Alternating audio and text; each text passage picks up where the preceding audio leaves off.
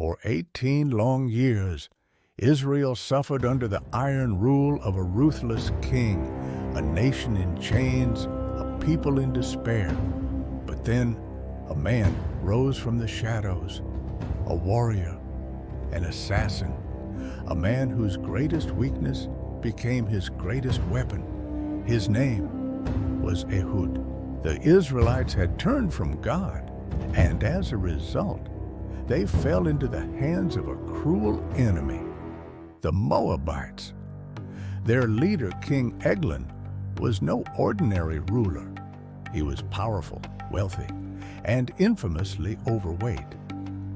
Under his reign, the people of Israel were forced to serve him, paying heavy tribute, working under Moabite warriors, living as slaves in their own land.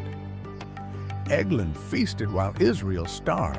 He grew fat off their suffering, both physically and in power. For 18 years, the cries of the people rose up, and finally, God answered. Among the Israelites, God raised up an unlikely hero. His name was Ehud, a Benjamite. But Ehud had something unusual, something that set him apart from other warriors. He was left-handed. Now, in those days, left-handedness was seen as a weakness, even a curse. But God had a plan. Ehud's left hand would make him the perfect assassin. With a heart burning for justice, Ehud forged a secret weapon, a double-edged dagger, small enough to hide beneath his robe. His mission: to eliminate King Eglon and break the chains of Israel's oppression. Under the guise of diplomacy, Ehud approached the Moabite palace, carrying Israel's tribute. The guards, expecting any hidden weapons to be on his left thigh, never thought to check his right, and so he passed unnoticed. Inside the grand hall, King Eglon sat on his massive throne, surrounded by riches, indulging in yet another feast. Ehud bowed, presenting the tribute. Then he spoke. "Your Majesty, I have a secret message for you." Intrigued, Eglon dismissed his guards. He was alone now and defenseless. Ehud stepped forward, leaning in as if to whisper a secret, but instead his hand moved to his right thigh. In a flash, the dagger was drawn. Before Eglon could react, the blade plunged deep into his stomach. The king gasped, eyes wide with shock. But something strange happened. His massive belly swallowed the blade, and even the handle disappeared into his flesh. Ehud released the dagger, leaving it inside. Eglon collapsed, his life fading with his final breath. Without a moment to lose, Ehud slipped out of the chamber, locking the doors behind him.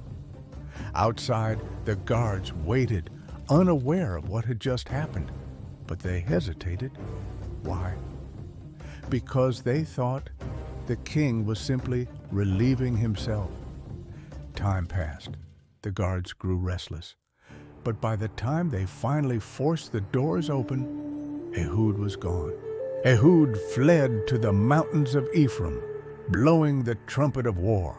The Israelites rallied behind him, finally free from the grip of Moab. The battle was swift. The Moabites were overwhelmed, and Israel struck down 10,000 enemy warriors. Victory was theirs, and for the next 80 years, the land of Israel knew peace. Ehud's story teaches us something powerful. God doesn't always choose the strongest, the wealthiest, or the most obvious hero. He chose a left-handed warrior, a man overlooked by many, to bring deliverance to his people. God uses the unexpected to do the extraordinary. So, what about you? Maybe you feel overlooked. Maybe you think you're not good enough, but if God could use Ehud, he can use you too. If you enjoyed this story and want to see more forgotten heroes of the Bible, make sure to like this video, subscribe to Scripture Screen, and let us know in the comments which biblical warrior we should cover next. Until next time, remember, God is still writing your story.